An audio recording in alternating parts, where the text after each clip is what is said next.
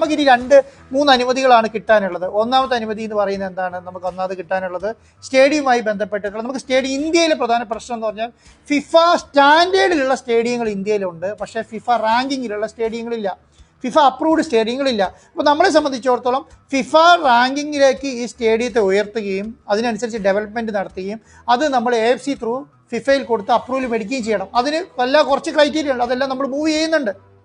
ആ അപ്രൂവൽ കിട്ടിയതിന് ശേഷം നമ്മൾക്ക് എന്ത് ചെയ്യും, അവിടുന്ന് ആ കളി അനൗൺസ് ചെയ്യുക. അപ്പം സ്റ്റേഡിയത്തിൻ്റെ കാര്യത്തിൽ അപ്രൂവൽസും. രണ്ടാമത്തെ കാര്യം എന്താണെന്ന് പറഞ്ഞാൽ ഇനി നമുക്ക് മാച്ച് ഓഫീസറെ ഫിഫ അപ്പോയിൻറ്റ് ചെയ്യണം. നമ്മൾ ടയർ 1 ലെറ്റർ കൊടുത്തതിന് ശേഷം ഫിഫ ഓഫീസറെ അപ്പോയിൻറ്റ് ചെയ്യണം.